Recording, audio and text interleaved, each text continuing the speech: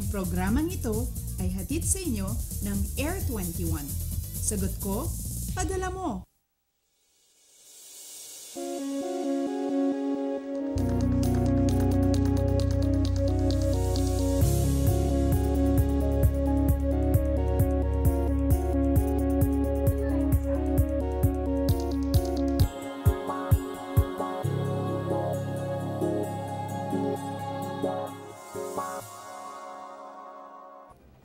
Diyos marahay na aga, Luzon, malipayong adlaw, Visayas, maradyaw na buntag, Mindanao. Kalalabas pa lamang ng bagyong Karen dito sa Philippine Area of Responsibility, pero isang panibagong sama ng panahon na naman ang kinahaharap ng ating bansa. Kaya naman good morning sa mga mommies na napuyat sa pag-aabang ng class suspensions ng mga chikiting. At syempre pa magandang umaga rin sa mga daddies na umaraw man o bumagyo ay tuloy ang pasok sa trabaho. Dahil nga sunod-sunod nga itong mga hamon sa atin ng panahon, tutok lang dito sa amin at sagot na po namin ang weather updates. Live mula sa Pag-asa Weather and Flood Forecasting Center, ito po ang Panahon TV na mula Lunes hanggang Linggo, naghahatid sa inyo ng kumpletong ulat panahon. Sa bayan din po kaming napapanood online, yan naman po ay sa pamamagitan nitong www.aptv.ph. Ang muli ninyong makakasama at maghahatid ng mga dapat ninyong malaman sa lagay ng panahon ngayong Tuesday morning, October 18, 2016. Ako po si Desiree Jonio. Samantala, isa ka ba dun sa mga maraming nakamiss sa pagsikat ng araw? Dahil nga sa pag-ulan nitong mga nakalipas na araw, nako, eto na ang chance mong muling abangan yan. Ang sunrise natin along Metro Manila, yan po ay pagsapit naman ng 5:48 AM, habang sunset naman natin ay 34 minutes makalipas lamang ang alas 5 mamayang hapon. At para bigyan tayo ng update sa ating ulat panahon, makakapanem na kaagad natin ang live. Wala pong iba kundi si Pag-asa weather forecaster Obet Badrina. Magandang umaga po, Sir Obet. Unahin na po natin, ano po bang update dito sa Bagyong Lawin sa loob nitong Philippine Area of Responsibility? Magandang umaga, Desiree, din sa lahat ng mga tagapanood natin. So, si Bagyong Lawin ay huli nating namataan. Nasa 1,075 kilometers ito ngayon sa silangan ng Daet sa Camarines Norte. At ngayon nga, ang kanyang taglay na hangin ay nasa 185 kilometers per hour malapit sa gitna at pagbugso na nasa 230 kilometers per hour. Ito ngayon ay kikilos mula dito sa may silangan ng Daet. Ito ay patuloy kikilos malapit sa sa Cagayan area na ngayon ang kanyang pagkilos ay nasa Kanluran, Hilagang Kanluran sa 24 kilometers per hour. So mabilis nga, mabilis itong si Bagyong Lawin. Sir, kung tama po yung aking obserbasyon, lumakas po itong ating binabantayang bagyo. Dahil nga po dito malayo pa ito sa kalupaan, ang tanong ko po, posible po ba nga lumakas pa ito sa pagiging isang ganap na super typhoon?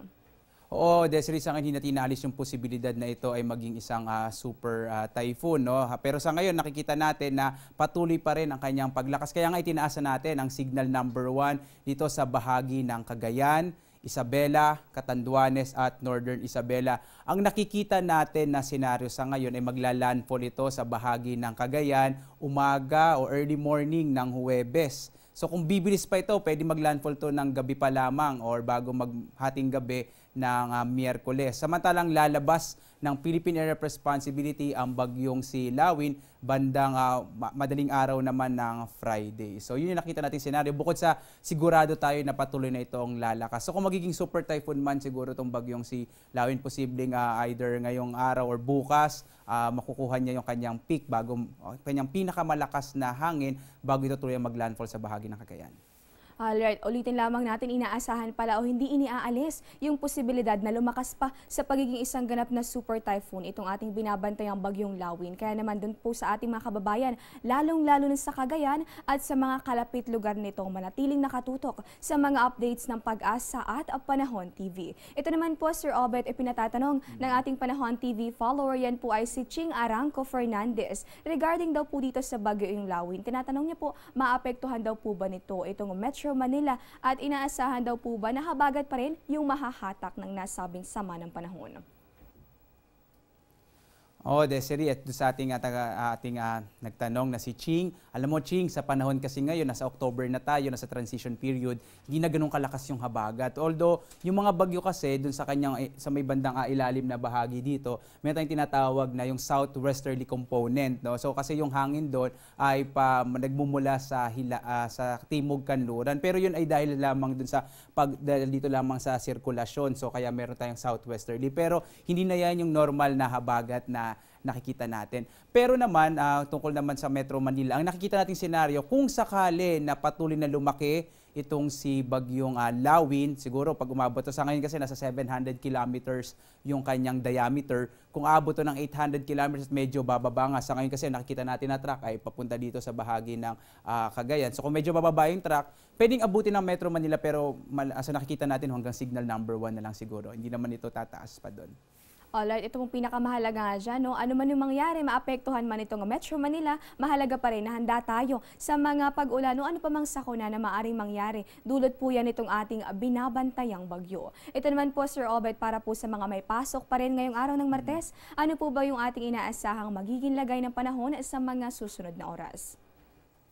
Makikita natin dito, no, meron tayong dalawang bagyo, no, pero actually magandang inaasa nating panahon sa malaking bahagi ng bansa ngayon sapagkat sa pagkakataong ito walang direktang epekto pa yung dalawang bagyo, yung lumabas na si Karen at itong papalapit na si Lawin. Kaya nga sa malaking bahagi ng bansa para sa Luzon at Visayas ay maaliwalas ang nakikita nating panahon na may mga pulupulong pag-ulan pagkidad-paglog sa hapon hanggang sa gabi. Habang nakikita naman natin, ito naman dito sa bahagi ito ng Davao at Soc-Sargen dahil sa convergence kaya kami nakikita tayong makaulapan. Yun yung pwede magdala ng maulap na kalangitan na may mga mahina sa katamtamang pag-ulan. So, ngayon ay hina-highlight natin o binibigyan natin ng diin sa mga kababayan natin, particular na nga dito sa may bahagi ng Hilagang Luzon. Sana gamitin nila yung araw na ito sapagkat inaasahan natin na maaliwalas yung panahon upang maghanda sapagkat bukas ng gabi, inaasahan natin na posibleng magkaroon ng landfall ang bagyo at doon magiging napakalakas ng hangin at mga pag-ulan sa bahagi ng Northern Luzon. Alright, naging napakaganda nga ng paalala ni Mr. Obet Badrina sa ating mga kababayan. Bagamat dalawang bagyo, yung ating binabantayan sa ngayon, pangkalahatang maliwalas na panahon naman yung iiral dito sa malaking bahagi ng ating bansa. Kaya naman sa ating po mga kababayan, tulad nga po na nabanggit ni Pag-asa Weather Forecaster Badrina, samantalahin na po natin yung pagkakataon, patibayin na yung ating mga tahanan, make sure na hindi tatangayin yung mga bubong o kaya naman yung ano pang parte ng ating mga tahanan. Sir Obet, panghuling katanungan na lamang po para po sa ating mga kababayan mga o yung mga may maliliit na sasakyang pandagat. Ano po ba yung kanilang dapat asahang sea condition ngayong araw? Sa ngayon ay nakataas pa rin ang gale warning dito sa may northern seaboard ng Northern Luzon, gayon din sa western seaboard ng Central at Northern Luzon. Naglagay na rin tayo ng gale warning dito sa may Eastern Samar, no? Kasi dahil ina-expect natin the next 24 hours ay dahil sa paglapit ng bagyo ay unti-unti nang mararamdaman itong pagmalakas ng mga alon. Doon sa mga lugar kung saan nakataas signal number 1, hindi na rin pinapayuhang maglayag ang mga maliliit na sasakyang pandagat, gayon din yung mga maliliit na bangka sapagkat inaasahan nga natin na malakas ang hangin at magiging maalon ang karagatan. So sana wag muna po tayong lumabas sa ating mga mangingisda sa mga lugar na nabanggit upang makaiwas tayo sa anumang aksidenteng dulot ng malalakas na alon.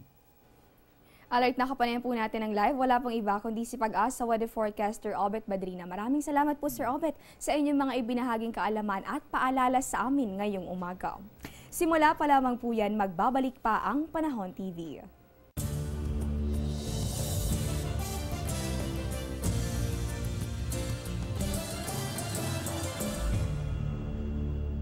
Get timely and reliable Philippine weather information anytime, anywhere through the Panahon TV mobile app, a multifunctional mobile app that brings you weather updates sourced directly from Pag-asa. The app provides a complete 3-day weather forecast at your location. It also allows you to ask or share the weather to the community. It has auto alerts for thunderstorm advisory, rainfall warning, and storm signals over your area. Download for free today, available at Google Play Store and iOS.